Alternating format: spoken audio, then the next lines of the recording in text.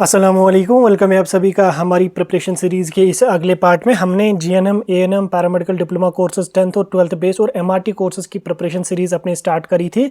आज हमारा पार्ट 3 रहने वाला है प्रिपरेशन सीरीज़ का। इसमें हम आपका फिजिक्स का तीसरा यूनिट जो आपका इलेक्ट्रिसिटी वाला यूनिट है उसको कवर करेंगे। पूरे एमसीक्यूज विद एक्सप्लेनेशन हम आपको देने वाले हैं। इससे पहले हमने 2 वीडियोज़ अपलोड किए जिसमें एक तो ह्यूमन आई भी हमने कवर किया है और आपका जो लाइट वाला यूनिट है उसको भी कवर किया है। फिलहाल हम इलेक्ट्रिसिटी वाले यूनिट को आज देखेंगे और कल हम चौथा यूनिट करेंगे। उस चौथे यूनिट के साथ साथ हमारा जो फिजिक्स का पोर्शन है वो पूरी तरह से यहाँ पे कंप्लीट हो जाएगा। After that we will move to biology, then उसके बाद हम लास्ट पे केमिस्ट्री पे मूव करेंगे। रही बात ग्रामर की, तो ग्रामर में आपको सिर्फ 20 क्वेश्चन 20 मार्क से पूछे जाएंगे, तो ग्रामर को आप खुद ही कवर कर लेना क्योंकि तब तक आपका 20-19 तारीख को एग्जाम भी है। तो ग्रामर का पोर्शन अभी के लिए कवर करना मेरे हिसाब से पॉसिबल नहीं है क्योंकि अभी मेरे ख्याल से 1 दिन लगेगा फिजिक्स को, 4 और 4 8 दिन लगेगा केमिस्ट्री और बायोलॉजी को। ठीक, तो इसलिए आप इंग्लिश का जो ग्रामर है उसको खुद प्रिपेयर कीजिएगा, अच्छी तरह से कीजिएगा। बाकी अगर टाइम मिला मुझे तो मैं उसको भी देखूंगा। बाकी फिजिक्स, केमिस्ट्री, बायोलॉजी का जो पोर्शन आपका है उसको मैं पूरा का पूरा कवर करूंगा। तो चलो हम स्टार्ट कर लेते हैं। हमारा आज का जो यूनिट है वो हमारा इलेक्ट्रिसिटी वाला यूनिट है। आप आराम से बैठो और इन क्वेश्चंस को प्रैक्टिस करो और नोट डाउन करना चाहते हो तो नोट डाउन करो, नहीं तो पीडीएफ आपको हमारी टेलीग्राम और व्हाट्सएप ग्रुप में मिल जाएगी। तो व्हाट्सएप ग्रुप में तो नहीं, टेलीग्राम ग्रुप में मिल जाएगी क्योंकि व्हाट्सएप चैनल पर पीडीएफ शेयर नहीं होता है। ठीक, तो इसलिए जरूर हमारा टेलीग्राम ज्वाइन करके रख लेना। वहां पर आपको सारे पीडीएफ फ्री ऑफ कॉस्ट मिलेंगे, कोई भी पैसा कुछ भी देने की जरूरत आपको नहीं पड़ेगी। तो ये जो आपका इलेक्ट्रिसिटी वाला यूनिट है इसमें आपको न्यूमेरिकल टाइप क्वेश्चंस भी आ सकते हैं। 2 न्यूमेरिकल टाइप क्वेश्चन डेफिनेटली आपको पूछे जाएंगे और थ्योरेटिकल पोर्शन से भी क्वेश्चंस आपको जाएंगे। तो हम बेसिक से स्टार्ट करेंगे, थ्योरेटिकल पोर्शन से भी क्वेश्चंस देखेंगे, न्यूमेरिकल टाइप क्वेश्चंस भी देखेंगे। तो सारी चीजें हम आपको समझाने वाले हैं। तो चलो पहला क्वेश्चन यहाँ पे आपका, what is SI unit of electric charge. Electric charge का जो एसआई यूनिट होता है वो क्या होता है। ठीक, ये बेसिक क्वेश्चन है, इसमें ज्यादा एक्सप्लेनेशन देने की जरूरत नहीं। तो वो हमारा कूलम्ब होता है। इलेक्ट्रिक चार्ज का जो एसआई यूनिट होता है वो कूलम्ब होता है। ठीक, 1 coulomb is equal to the 1 coulomb is equal the charge transported by a current of 1 ampere in 1 second। ठीक, इतना आपको याद नहीं रखना, आप इतना रख लो कि ऐसा यूनिट जो इलेक्ट्रिक चार्ज का है वो हमारा कूलम्ब भी होता है। बाकी एक्सप्लेनेशन भी आप यहाँ पे पढ़ना चाहें तो पढ़ सकते हैं। तो अगला क्वेश्चन यहाँ पे आपका, what is SI unit of electric current. ये जो एसआई यूनिट है इनसे आपको एक क्वेश्चन डेफिनेटली पूछा जाएगा, तो इसलिए इन क्वेश्चंस को स्किप नहीं करना। तो इलेक्ट्रिक करंट का एसआई यूनिट क्या होता है, वोल्ट, एम्पियर, वाट और कूलम्ब। तो क्या होता है हमारा एम्पियर। एम्पियर किसका यूनिट है, एसआई यूनिट इलेक्ट्रिक करंट का, और कूलम्ब हमारा किसका यूनिट है, इलेक्ट्रिक चार्ज का। ठीक, इलेक्ट्रिक चार्ज, इलेक्ट्रिक करंट दोनों अलग अलग हैं, दोनों का अलग अलग ऐसा यूनिट यहाँ पे है। तो इसमें कंफ्यूज आप लोग बिल्कुल भी नहीं होना। ठीक, तो अगला क्वेश्चन यहाँ पे आपका, what is mean by potential difference. तो पोटेंशियल डिफरेंस का क्या मतलब होता है, क्या difference in resistance, difference in current, या work done per unit charge, या none of the above. Potential difference का क्या मतलब होता है, तो इन 4 स्टेटमेंट के हिसाब से जो राइट ऑप्शन रहेगा वो हमारा सी पार्ट रहेगा, यानी कि work done per unit charge is called as potential difference. ठीक,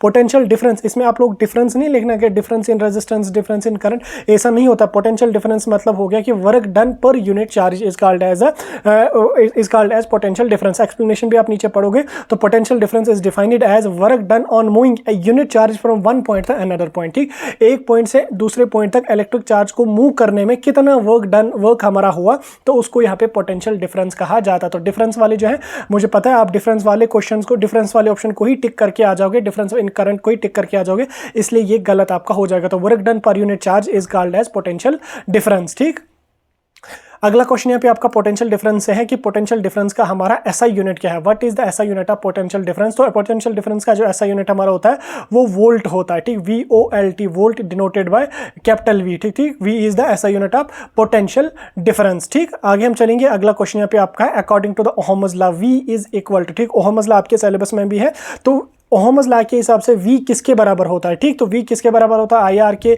I/R के, R/I के, या I²R के बराबर। तो किसके बराबर होता है, V इक्वल टू IR। ठीक, ये सभी को पता है कि ओहम्स लॉ जो है वो कहता है कि V equal to I into R। ठीक, तो V जो हमारा होता है वो वोल्टेज होता है, I जो हमारा होता है वो करंट होता है, और R हमारा क्या होता है, रेजिस्टेंस होता है। तो V क्या हमारा रहेगा, ये हमारा वोल्टेज रहेगा, voltage equal to current into resistance. ठीक, V equal to IR is equal to is the Ohm's law. ठीक, is the mathematical representation of Ohm's law. ठीक, तो इसको आप याद रख लेना, यहां से ओहम्स लॉ से आपको एक क्वेश्चन डेफिनेटली बनेगा, बहुत इंपॉर्टेंट है ये। ठीक, अच्छी तरह से इसको पढ़ के जाना। थोड़ा सा हम न्यूमेरिकल क्वेश्चन को प्रैक्टिस करेंगे। इसमें क्वेश्चन आपका है, what is the resistance of a conductor if current of 2 ampere and potential difference is 20। ठीक, तो यहाँ पे आपको रेजिस्टेंस कैलकुलेट करनी है, किसकी, कंडक्टर की। ठीक, तो कंडक्टर की हमने R कैलकुलेट करना है, रेजिस्टेंस कैलकुलेट करना है। इसमें वहां से हमें करंट दिया है, करंट कितना है, 2 एम्पियर का करंट है। पोटेंशियल डिफरेंस किसके बराबर है, 10 वोल्ट की पोटेंशियल डिफरेंस है। अब अब हमें क्या कैलकुलेट करनी है, तो रेजिस्टेंस। तो ठीक, तो रेजिस्टेंस का फार्मूला आप लगा लो, V equal to I R, जो ओहम्स लॉ है।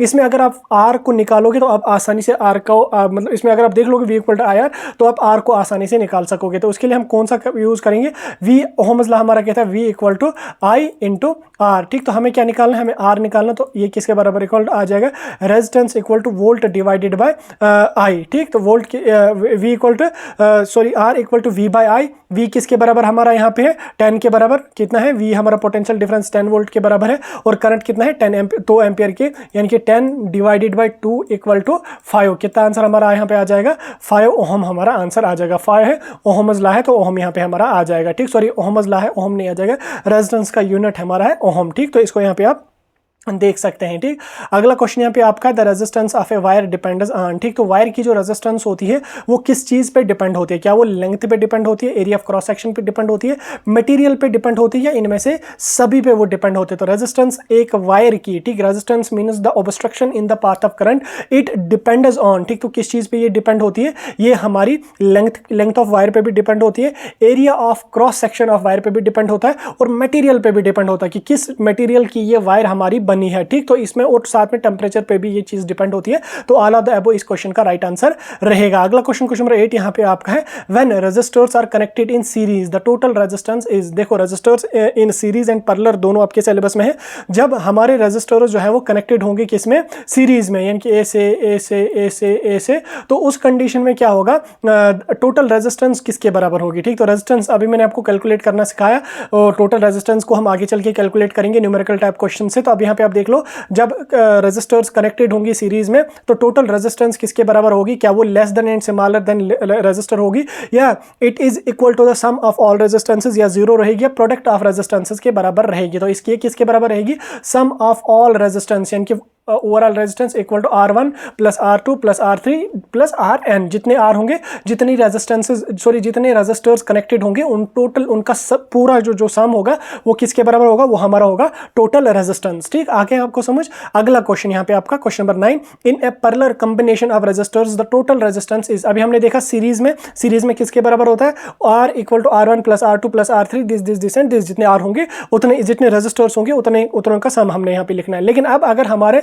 जो रेजिस्टर्स हैं अगर वो हमारे पैरेलल कनेक्टेड हैं, ठीक, तो पैरेलल अगर कनेक्टेड है तो टोटल रेजिस्टेंस किसके बराबर होगी, तो किसके बराबर होती है, वो होती है less than the smallest resistance. जो स्मॉलेस्ट रेजिस्टेंस होगी इसमें R1 R2 R3 R4 R5 to RN जितने भी रेजिस्टर्स होंगे, उसका जो सबसे स्मॉलेस्ट रेजिस्टेंस होगी, सबसे स्मॉलेस्ट जो होगा उसके बराबर होगी। यानी कि in case of when the resistors are connected in parallel, ठीक, the resistance, the total resistance is equal to the less is less than the smallest resistance. ठीक, आगे समझ। अगला क्वेश्चन यहाँ पे आपका है, which of the following is the correct expression of electric potential. ठीक, तो इलेक्ट्रिकल पावर की कौन सी यहाँ पे एक्सप्रेशन उसको करेक्टली एक्सप्रेस करती है, क्या V into I square into R, या V स्क्वायर बाय R, या ऑल ऑफ द अबव। तो राइट आंसर क्या रहेगा, ऑल ऑफ द अबव। ठीक, all are correct. P equal to V into I, P equal to I square into R, P equal to V square by R। तो ये यहाँ पे सारी चीजें इसको जो है वो एक्सप्रेस करती हैं, यानी कि इलेक्ट्रिक पावर को ये सारी चीजें एक्सप्रेस करती हैं। तो all of the above will be the right answer. ठीक, तो हम आगे चलेंगे। अगला क्वेश्चन यहाँ पे आपका है,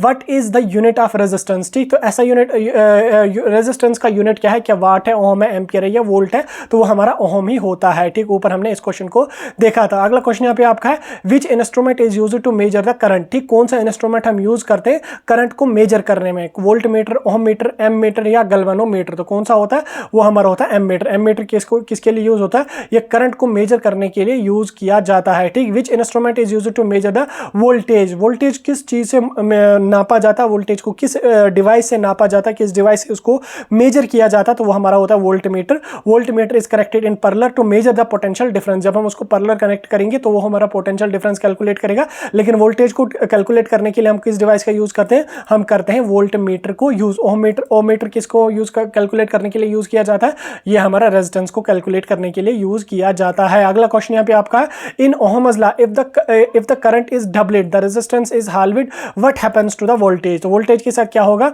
तो वो हमारा यहाँ पे क्वाड्रप्लेट हो जाएगा। V equal to I R जब इसमें चेंज हो जाएगा तो एक्सप्रेशन आप यहाँ पे इसमें पढ़ सकते हैं, उतना ज़्यादा इंपॉर्टेंट नहीं है। ठीक है, आगे हम चलेंगे। अगला क्वेश्चन यहाँ पे आपका है fuse wire works on the principle of, जो फ्यूज वायर होती है वो किस प्रिंसिपल पे वर्क करती है? क्या वो मैग्नेटिक इफेक्ट ऑफ करंट पे भी वर्क करती है, या हीटिंग इफेक्ट ऑफ करंट पे वर्क करती है, या केमिकल इफेक्ट ऑफ करंट पे वर्क करती है, या इलेक्ट्रिक फील्ड पे वो चीज़ वर्क करती है? तो किस चीज़ पे वो किस प्रिंसिपल पे वो वर्क करती है? वो हमारी वर्क करती है हीटिंग इफेक्ट ऑफ करंट वाले प्रिंसिपल पे वो वर्क यहाँ पे करती है। अगला क्वेश्चन यहाँ पे आपका है the SI unit of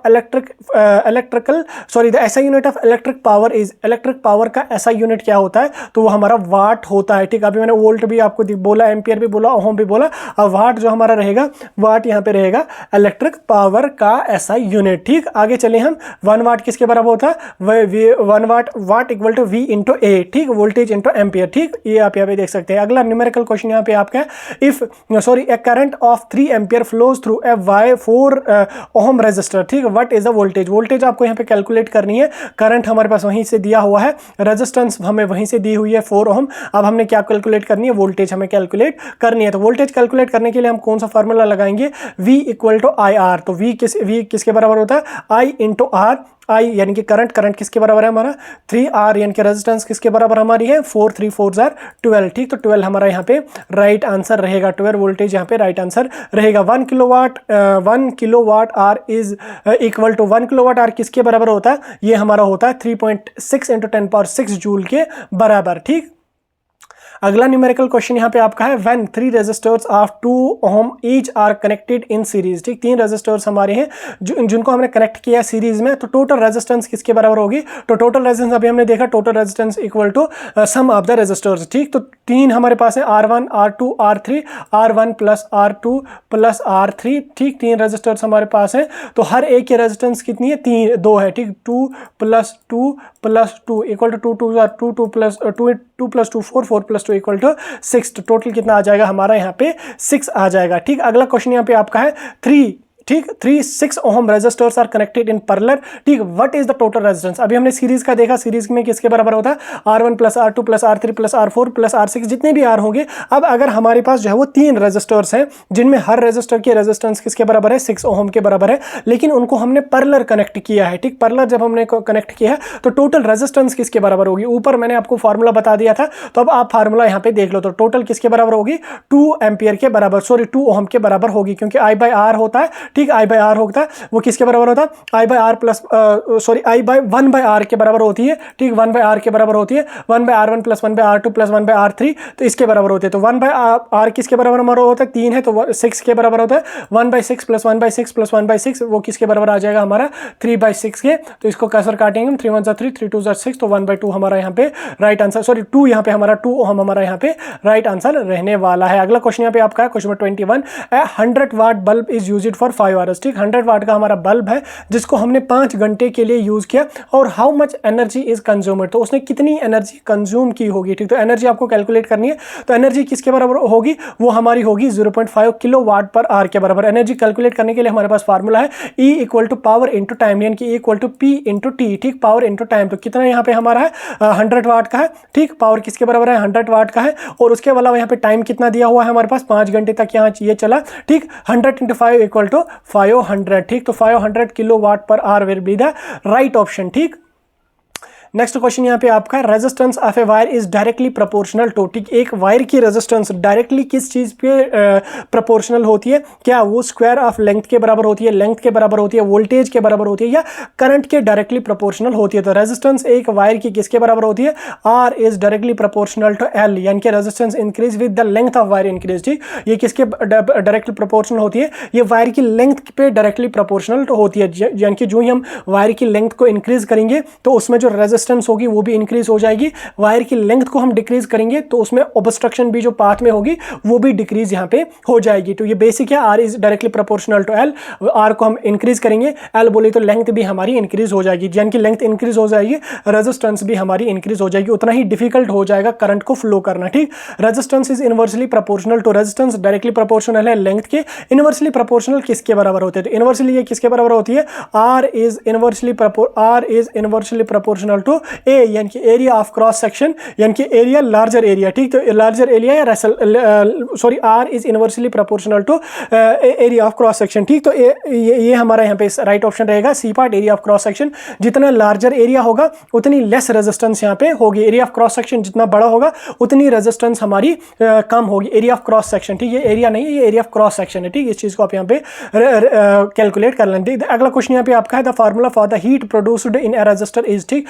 heat कितनी प्रोड्यूस करी है रेजिस्टर ने, उसके लिए कौन सा फार्मूला है, तो उसके लिए हमारे तीनों formula H equal to V into I, H equal to I square R, H equal to V square by R, ये तीनों फार्मूलाज हम यूज करते हैं डिफरेंट पैरामीटर्स पे, ठीक। Which is a good conductor of which one is good conductor, इनमें से चार, जैसे प्लास्टिक है, रबर है, कॉपर है, वुड है, इनमें से कौन सा गुड कंडक्टर, तो वो ऑब्वियसली हमारा कॉपर होगा, प्लास्टिक में भी नहीं होगा, रबर में भी नहीं होगा, वुड में भी करंट फ्लो नहीं करेगा, तो गुड कंडक्टर हमारा कॉपर ही यहाँ पे होता है। अगला क्वेश्चन यहाँ पे आपका when the potential difference across a resistor is zero the current is, ठीक। जब potential difference across the resistor zero होगी तो करंट क्या होगा, मैक्सिमम होगा, मिनिमम होगा, इनफाइनाइट होगा, ये सेम होगा, तो वो किसके बराबर होगा, वो हमारा जीरो होगा, यानी कि V equal to I into R, if V equal to I into R, ठीक। ये हमारे पास फार्मूला है यहाँ पे V equal to I into R. अब अगर हमारा यहाँ पे V किसके बराबर है, जीरो, देन आई भी किसके बराबर होगा, जीरो, तो zero zero equal to zero, तो जीरो हमारा यहाँ पे आंसर रहेगा। Heating effect of current depends on, ठीक। तो हीटिंग इफेक्ट ऑफ करंट किस चीज पे डिपेंड होता है, क्या ये टाइम पे डिपेंड है, करंट पे डिपेंड है, रेजिस्टेंस पे डिपेंड है, या इन सभी पे डिपेंड है, तो किस चीज पे ये डिपेंड हमारा होता है,